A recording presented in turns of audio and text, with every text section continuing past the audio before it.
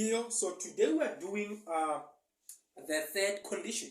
Today we are doing the third condition. We did the first condition, the second condition. On the first condition, remember, the first condition, it talks about real and distinct or different.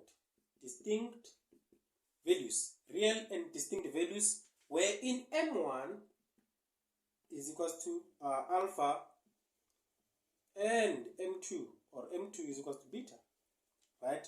M1 and M2 are not equal, they are different, right? So we said when you have such a case, remember y is equals to what? Y is equals to your AE to the power A or alpha x plus what? BE beta x. Some books will say this is AE to the power what? To the power M1 x plus BE to the power what? M2x. This applies. These are conditions for what? For real and distinct, right? Real and different. So now, the second condition, it talks about what? Real and equal. When you have real and equal, for real and equal, your M1 is equal to your M2 is equal to alpha, right? Your M1 is equal to your M2 is equal to alpha. And that is the condition. Now, when your M1 is equal to your M2 is equal to alpha, remember your general solution. These are what? These are your general solutions. These are your general solutions, right? Either you can use this one or you can use this one, right? So one and the same thing. So for now, for this one, you will have AX in bracket plus B, then E to the power what? E to the power alpha x. This is where you have real and equal values, right? When you have real and equal values, that is the condition that you're going to use, right? So now, when it comes to the third condition, which is the final one, the third condition, it talks about complex numbers, right? When you have complex, right? When you have complex, your M is equals to alpha plus minus beta j. Or some people, they write it this side, they write the j that side, right? This is where you have complex numbers. Your M is equal to plus minus your alpha plus, okay, your M is equal to plus alpha plus minus beta j. That is a complex. So now when you write the general solution for that, you will have y is equal to what? E to the power alpha.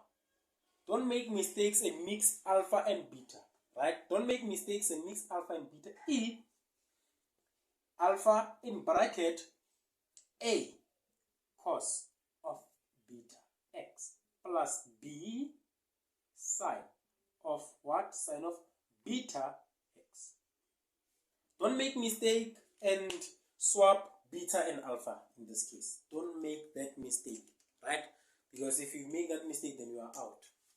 So now, let's get to it. You are given all the things that you need to. These are all the three conditions that you need to know.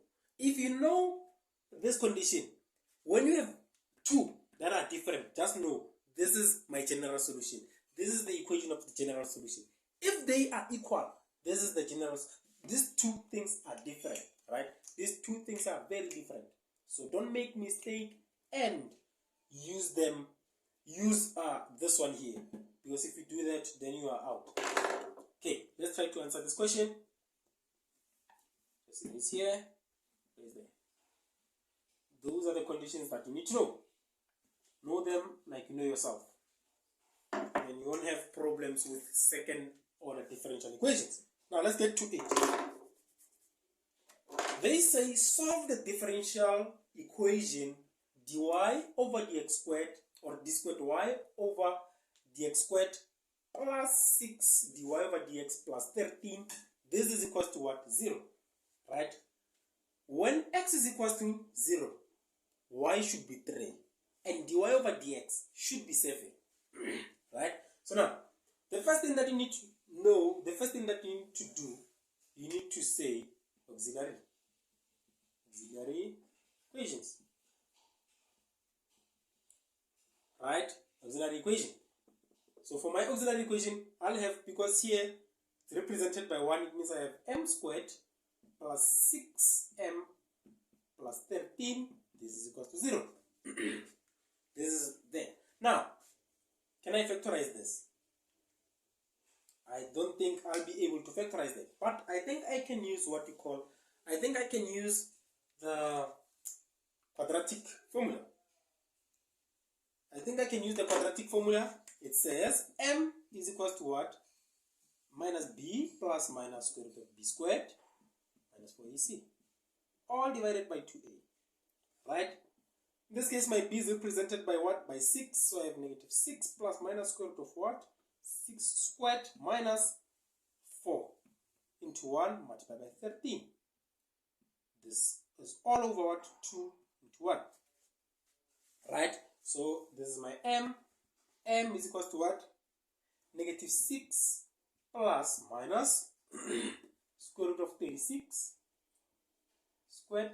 No, not 36 squared, but 36. Subtract what? When I say 4 multiply 13, this gives me 52 all over what? Over 2. Right? And now, 36 subtract 52, I have 16. This is m is equal to minus 6 plus minus square root of 6, negative 16 over 2. Right? So now, remember the conditions. If I have a negative there, I can do what? I can do this. I can say m is equal to negative 6 plus minus square root of 16 multiply square root of negative 1. Those are the conditions for what? Those are the conditions for complex numbers. This is why complex numbers are very important now. So m is equal to negative 6 plus minus square root of 16. It should give me 4. Then this is equal to what? This is equal to my j or my I. So this is now replaced by my I over 2. 2 into that, I have m is equal to, this is negative 3. 2 into that plus minus, this is 2. Right? Not forgetting my j. Then I'm almost done with this. I got the condition for what? I got the condition for complex. Right? After getting the condition for complex, what do? I know the equation. I know if I have the condition for complex, y is equal to what? E to the power alpha x into a cos of beta x plus b sine of beta x. This is what I have. Right? This is what I have. Remember, never mix alpha and beta. This is your alpha. This is your beta. If you make a mistake, you swap them, then your answer is going to be wrong. Right? If you make a mistake, you swap them, your answer is going to be very wrong. So now, let's get to it. Now, let's substitute. E, alpha is negative 3x into a cos of what? Cos of beta is what? 2 x plus b sine of what? Beta is 2x. This is what I have. Right? That is what I have. Now, that is my general solution. Now, let's get to determining the particular solution. Determine the particular solution. Why the particular solution? We are given the boundary conditions. I'm erasing here. Erase there. Okay. Now, I have the particular solution. I need the I have the general solution. I need the particular solution. So now, I'm told that x is equal to 0. When x is equal to 0, y should be 3. Means here I should have 3. 3 is equal to e to the power negative 3 into 0 into a cos of 2 into 0 plus b sine of what? Sine of 2 into 0. Close bracket. Then, that is what I have. Now, when I say this will give me 1. So I have 3 is equals to, let's check.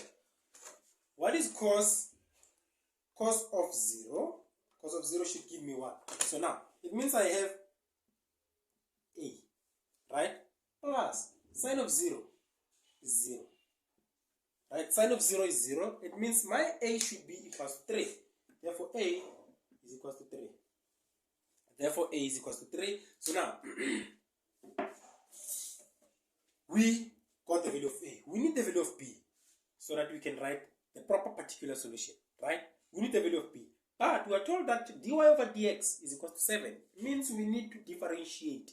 We need to differentiate what? Z. So now, when I differentiate y, what will I have? Dy over dx. When I differentiate y, right? Again, we have what you call a product rule, right? We have a product rule. So, in this case, I'm differentiating this, keeping that constant. Then differentiating that, keeping this constant, right? Meaning, if I have two functions, my functions that are like this, when I differentiate them, I'm going to say I differentiate g, keep f constant, plus differentiate, keep g constant, differentiate f. That is what I'm going to have. This is the rule that I'm going to use, and it's called a product rule, right?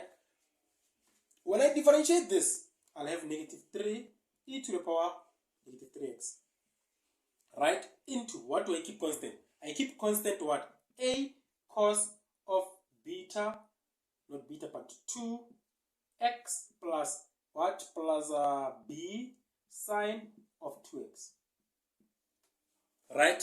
I keep that one constant. Now, when I come back, I differentiate this one, keep that one constant. So, I'm going to have plus, keeping this one constant, I'll have e to the power negative 3x, right? That is what I have. Now, in bracket, when I differentiate cos of 2x, what will I get? When I differentiate cos of 2x, what will I get? It means in this case, when I differentiate cos of 2x, I'll have negative 2a sine of 2x, right? Then when I differentiate sine of 2x, what will I get? I'll have plus what? Plus a 2b cos of 2x. That is what I have. Now, let me just erase here. Hope it makes sense. Did differentiation first year. I'm still gonna record differentiation, upload it so that if you have a problem with differentiation, you can understand it. Okay, now let's come back. We are told that dy over dx should be equals to 7. So I can substitute 7 is equals to, here I have negative 3, but I'm told that x is equals to 0. It means I'm going to say e to the power negative 3 into 0, right? Into negative 2a sine of 2 into 0, right? Plus b, what? B sine of, okay, what did I write sine twice? Okay, this is supposed to be cos, so about that because it's this one. Okay, just start afresh. I have 7, which is my dy over dx.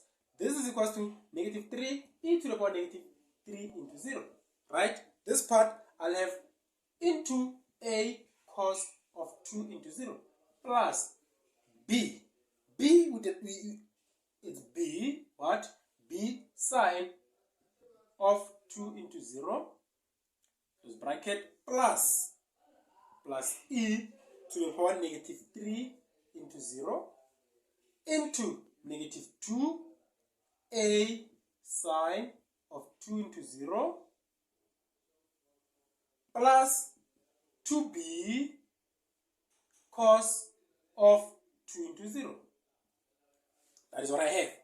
Now, I have 7 is equals to negative 3 because this is 1 into, when I say cos, it means this will give me a, right? This will give me 0 plus 0, right? And then this one, it will give me 1 plus 1 into, this one will give me what? I think it will give me 0 because the sign. This is out. This one will give me 2b. Yes. This is what I have. But remember, what do I have? I have the value of a, right? I have the value of a. Now, I have the value of a. I have 7. Okay.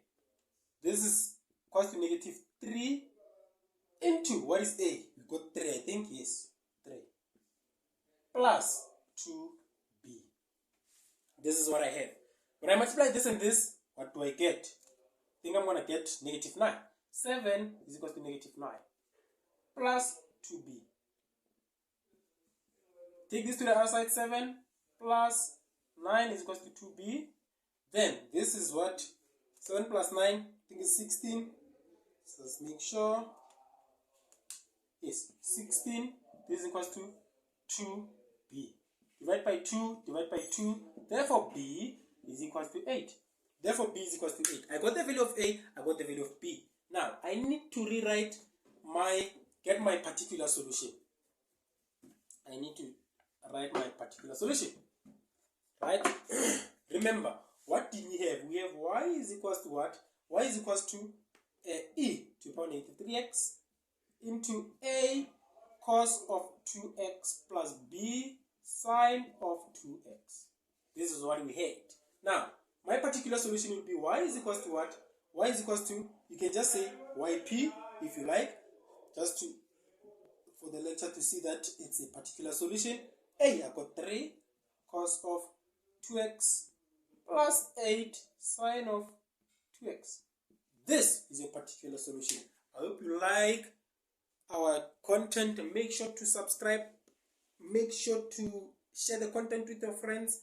And don't forget to always tune in for videos like this. Videos that will help you pass your maths too. Danko!